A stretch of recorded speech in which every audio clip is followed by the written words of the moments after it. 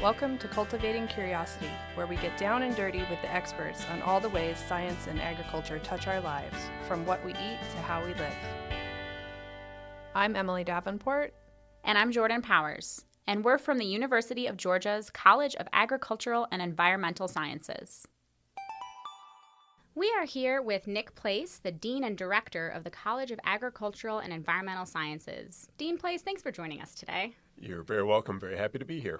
Well, we're going to dive into some more serious topics, but to kick things off, we would love to hear your favorite agriculture or environmental science-related joke. Well, Jordan, as I mentioned before, I'm not really much of a joke teller. I enjoy jokes, but I seem to have a hard time remembering them.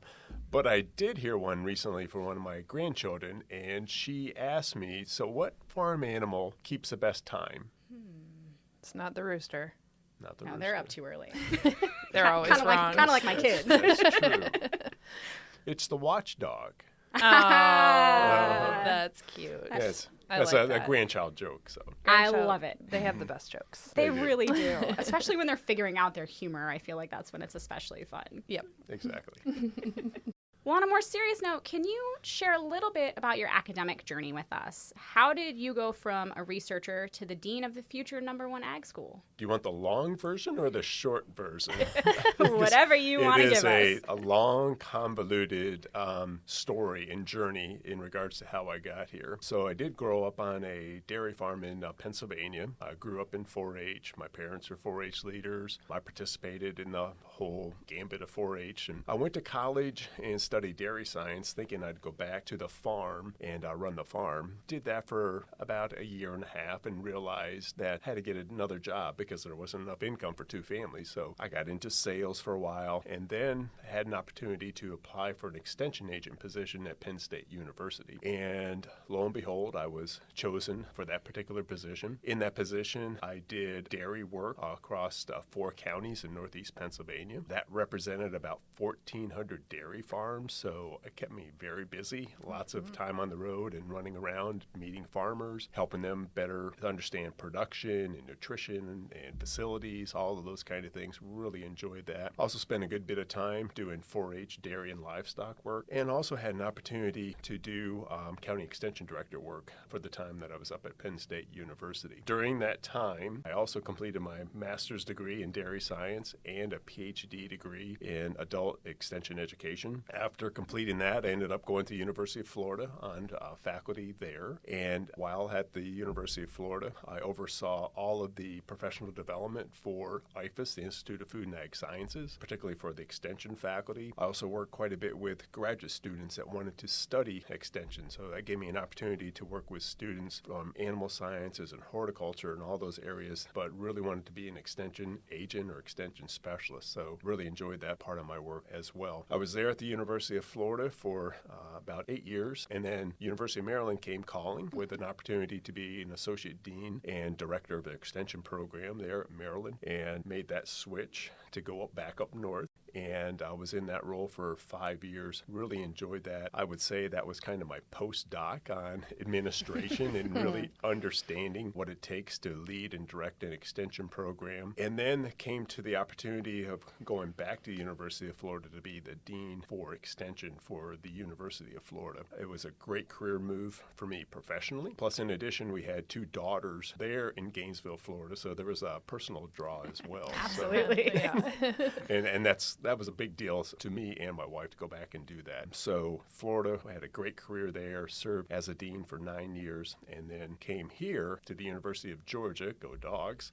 It'll be 3 years in January. So it's been a great ride, a great journey from being that initial extension agent all the way up to where I am today. What an incredible journey indeed, and especially starting as the agent and really knowing when your agents come to you now, our UGA extension agents, you know right where they're coming from. I imagine that gives you, I don't want to say a leg up, but for lack of a better term, a leg up on really working through a lot of the issues that I know come up working in the extension world. That's very true, Jordan, and that's the thing that I think kind of sets me apart from some other candidates because I have been there out in the field. I understand what it takes to deal with clientele issues and angry 4-H parents and really happy and proud 4-H parents and dealing with county commissioners and all of those kind of things. It is a very unique experience that our extension agents have out in the counties. And my hat really goes off to them for what they do and how they represent the university and our College of Agriculture and Environmental Sciences. I like to say Extension is the front door to the land-grant university, and I truly mean that. We've mentioned land-grant institutions in previous episodes, but as a reminder, a land-grant university is an institution in the United States that provides research-based programs and resources for residents within the state. There is at least one land-grant institution in every state and territory of the United States, as well as the District of Columbia. Each institution receives federal benefits as set forth by the Morrill Acts of 1862, 1890, and 1994.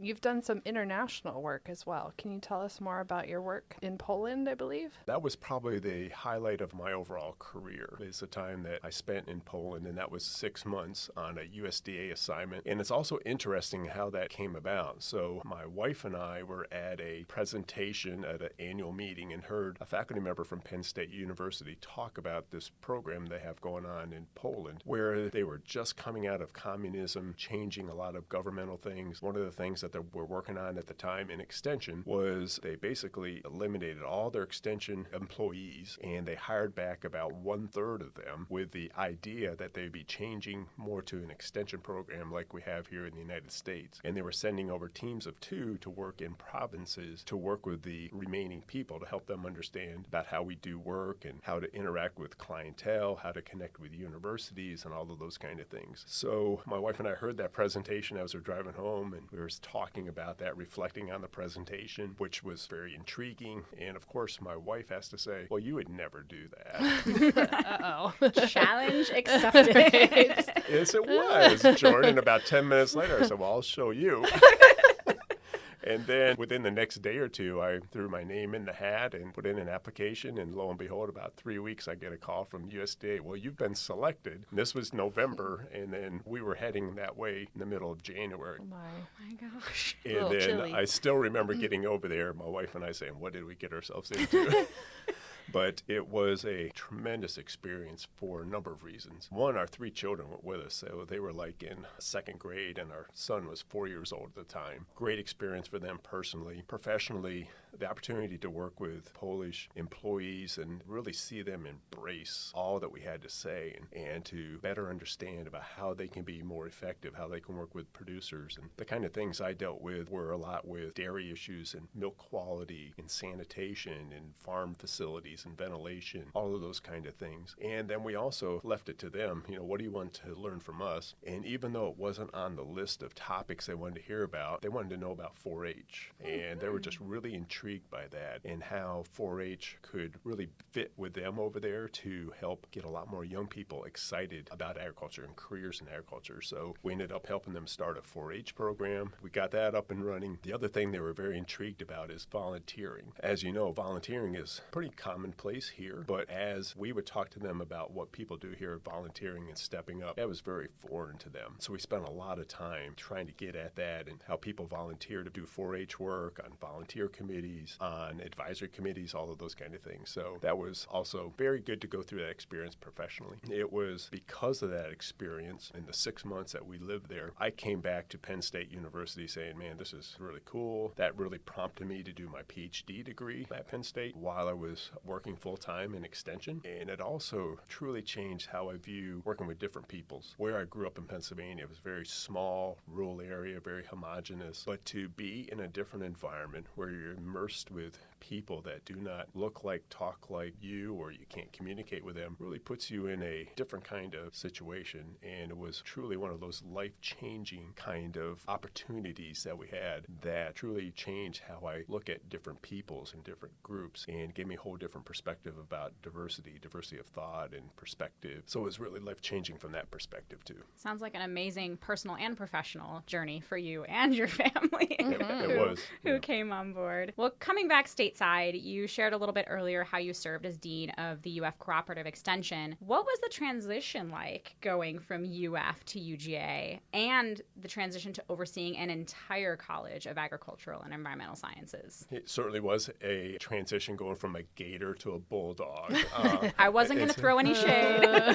It was a transition and a change. However, with the way that we had our administration structured there at the University of Florida, I was very much part and parcel to all the different aspects of the Institute in Food Ag Sciences. So as Dean for Extension, also worked really closely with research and teaching and with university administration. That truly gave me a very good background and experience in regards to the things that we deal with here in the College of Agriculture and Environmental Sciences. Because of that, it wasn't the huge leap that one would expect it to be. But it is different when you're dealing with just extension as compared to extension, teaching, research, development, communications, and everything else that we do in the College of Agriculture and Environmental Sciences. I spend a lot more time now working with stakeholders and fundraising, all those kind of things, working with students, which I did not do as much of as Dean for Extension, but frankly, it's probably one of the more exhilarating things I do working with students. You get roped into doing the occasional ridiculous video with the Office of Marketing and Communications. Yeah, you never know what's going to happen when we show up. Exactly. By the way, I'm just ready to do another one when you guys get it all laid out. So. There we go. We love it. Maybe we'll link to some of those in the show notes for our listeners so There they you can go. see some of the fun we've had. I still argue we have the most fun Dean at UGA. That is true. Well, I appreciate that. Can you share some of your goals when you started as Dean at UGA CAES? There was a couple of goals that were made very clear to me throughout the whole interview process. One of the first things that the provost said to me throughout the interview, as well as when locked down the job, was, oh, by the way, we are building this poultry science building and we need to raise $54.1 million, of which you're responsible for 28.2. I'm like, sure, sign me up. So that was one of the goals. The other thing was made very clear was that there is an expectation that we make this college, College of Agriculture and Environmental Sciences, the #1 college in the country when it comes to agriculture and environmental sciences. I heard that very loud and clear from university administration, stakeholders, government. As a matter of fact, my third week on the job,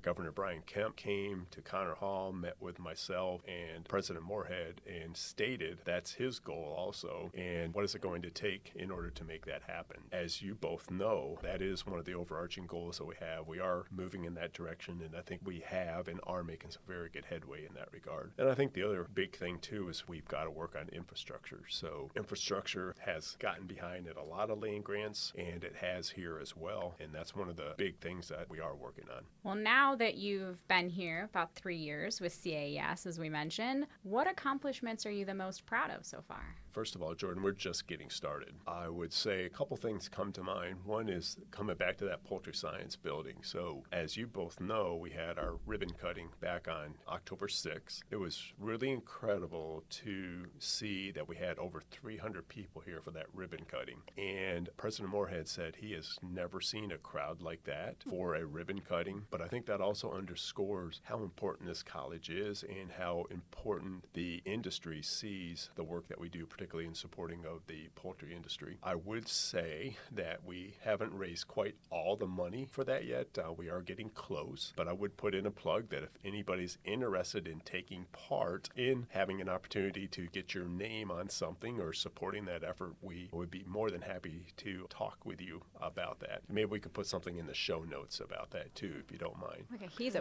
pro. I was going to say, you got it down. We Already were on making it. a note. We've also got the Institute for Integrative Precision Agriculture up and running. That's one of the things that I talked quite a bit about during my interview process, something that the provost and I are definitely on the same page. Got that up and running in May of 2022. We have hired, through support from the state and the university, about 14 faculty between our college and College of Engineering to focus in on precision agriculture. In addition, we've had an additional 50 faculty from across the UGA that have signed up to be part of that. We're in the process right now of hiring a eminent scholar as well as a director for that institute. So we've made really good headway, really happy with how that has turned out. And I would say that we also are making some good headway with infrastructure. So we got a long ways to go, but we're just chipping away at that. And as I like to say, there's only one way to eat an elephant, and that's on one bite at a time. So we're chipping away at Exactly. that. And I guess there's one thing, too, I should mention. I'd be remiss if I didn't, and that is all of the changes and advancement we made with communications. That was another area or issue or opportunity, whatever word you want to use. When I interviewed, I probably heard the word communication 1,000 times about where the college was at the time and the things we need to do differently. So we have set out to make a number of changes. We're a lot more strategic with our communications, and I would say we're probably leading the way when it comes to colleges like ours in regards to the work that we do through our Office of Marketing Communications. So that's another point of pride, I would say. Wow, we're a little biased, but we very much appreciate that. We both started just over 2 years ago, and it has been a wonderful ride so far. For sure. And I would say that you did not pay me to say that. So. We did not, we promise.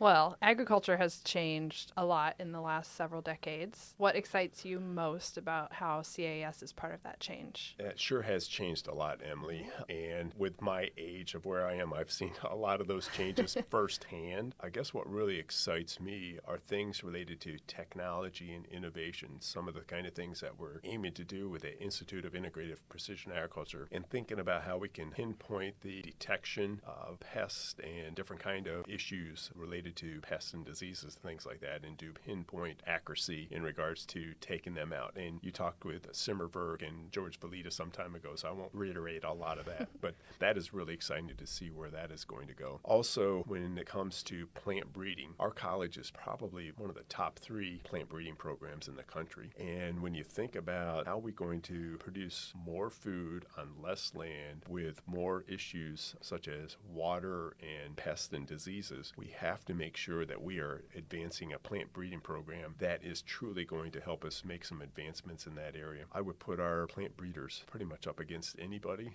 in regards to the work that they are doing in that space. And I see some point in time where we're also going to be able to do some tailored plant breeding to deal with things such as diabetes and obesity and all of those kind of things. That's kind of where things are going. AI is going to help us get there. The other thing that's really exciting about our college is regenerative biosciences. And I know you've had an episode related to that, but that is incredible how we're bringing together that nexus of animal sciences and human health to help us deal with things such as traumatic brain injury and stroke and all of those kind of things. Very, very exciting. It's actually a very exciting time to be a young person getting into the field of agriculture. Every story I write and every episode we do of this show, I'm like, I need to go back to school for this because it's all just incredible. It's incredible work, and I've said it 1,000,002 times, but you can't look at food or fiber in the same way after being in a role like this and experiencing the incredible research and how much science goes behind the food that we eat, the clothes that we wear, the water that we're drinking. It's mind-blowing. You have shared a lot about goals and about accomplishments and about things that excite you. Tell us about what a typical day looks like as Dean of CAES. There's probably not a typical day.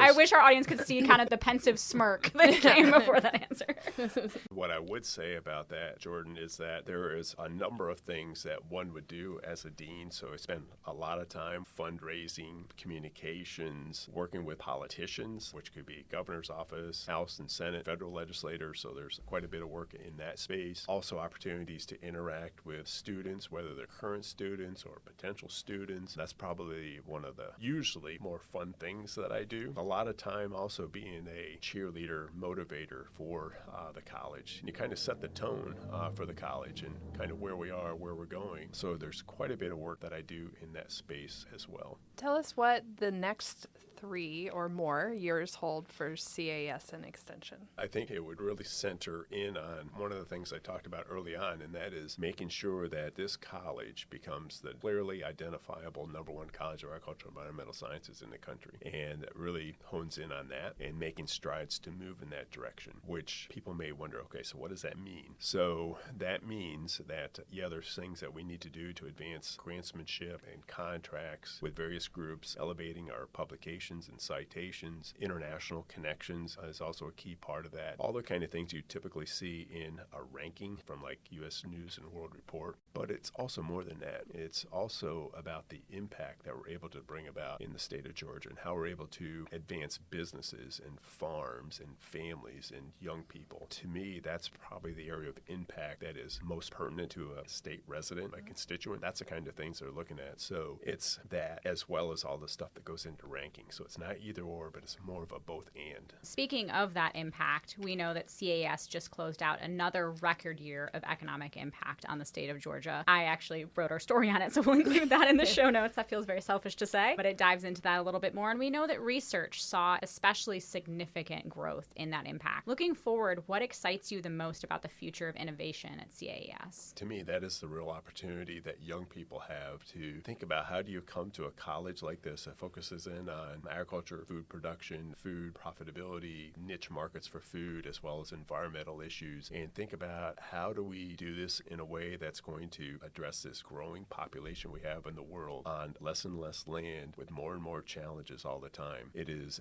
what I like to say, a vexing issue, but I think it presents a tremendous opportunity for young people that really get excited about that. So that's really where I see our college going into the future, is to hone in on that. I think we also have a lot of work to do, Jordan, when it comes to helping people understand about that very issue. And too many people, when they think of a college like ours, they think of the common term of plows, cows, and sows kind of thing. But yes, it's that on the traditional production side, and we got to do that, but it's so much more than that. And I know we're working with your office, OMC, to get that across, but there's so much more we need to do. We need to do that in partnership with the industry as well.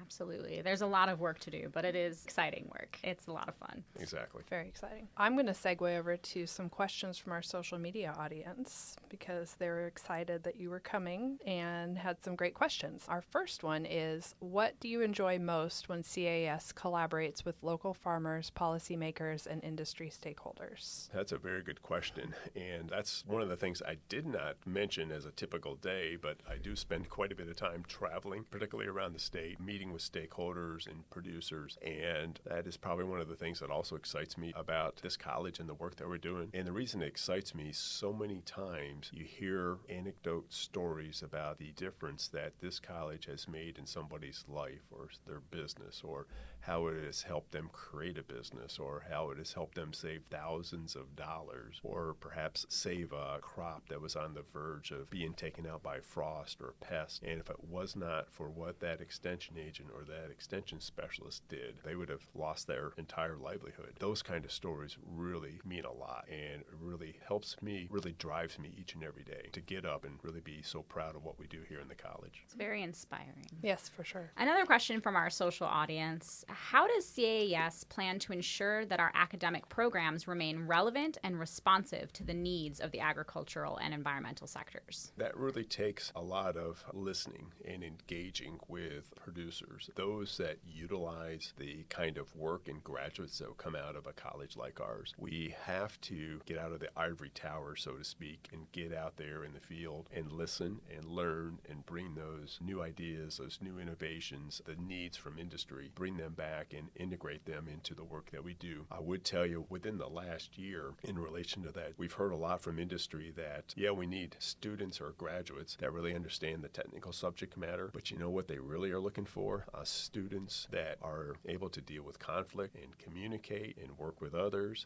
have a work ethic. All those kind of what I would call soft skills are also really important, and the kind of things that our employers, our potential employers, are looking for. So we've been working with departments, undergraduate coordinators to help bring about some changes. We have, since that time, put together some courses that get into professional success, and I think those kind of things are going to help students as well as help address some of those issues that we're hearing from industry. Listening is so key. I mean, we're our stage in life, we're telling our kids all the time to use listening ears. Oh, yes. But I think sometimes as adults we need to use our listening ears as well, and it's so important to listen to what's happening before you can make those bigger changes. So it's really awesome to hear. Yeah, those real world skills are very important. All right, now the most serious question of the interview. I'm ready. What is the weirdest question that you've been asked at a dinner party or other event when you tell people about what you do? Oh my God. Well, one of the things I would say before I answer that Sure. is I am going to write a book someday about all the different experiences I've had in my 30-plus years at 4 different land-grant universities. That's why we had to ask this question. Yes. Yeah, so I guess there's a couple things that come to mind when you ask that question, Emily. Probably one of the very first ones was from my father-in-law. When I first got that job as an extension agent, he had no idea. I mean, they lived in a rural area but did not grow up on a farm or anything like that. And he said, "What do you do in that job? Just ride around in parades and wave at people?" Yes. Something like that. That's right. Not exactly. But as an extension agent, that's probably where I've got more of my interesting, and I'll just put it interesting, questions of things. People bring in all this stuff for identification of, bugs and animals and snakes and all of those kind of things. So that's been very interesting. One of the things, too, that I encountered as an extension agent, this really fancily dressed woman comes into the office just all frazzled, and she was really carrying on about all of these black spots that were all over her white Cadillac. And I went out to look at that with her, and the whole front of this really nice brand new white Cadillac was just covered with these black spots. And upon further investigation, we come to find out that she had applied this mulch to her front yard and parked the car right in front of it, but it had artillery fungus in it. So it was shooting out all of this, this black stuff and goop. No. And it was really hard to come off. So, but that was quite an interesting experience to work with her on that. So Talk about a teaching moment. Right? it was, yes. Also, that's like the perfect name for a fungus. That to really describe what is. it does. Like, you just got to say that, and that is, I was like, you I know what totally it know does. what you're talking about. Shoot it. Yeah. Shot out this black goop. Yeah.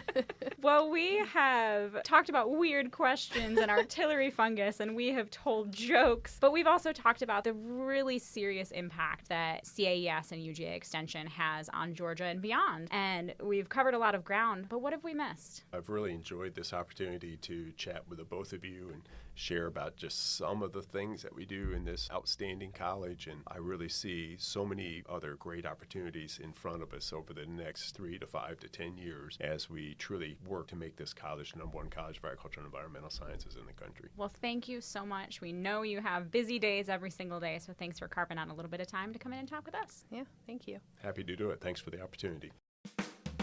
Thanks for listening to Cultivating Curiosity, a podcast produced by the UGA College of Agricultural and Environmental Sciences. A special thanks to Mason McClintock for our music and sound effects. Find more episodes wherever you get your podcasts.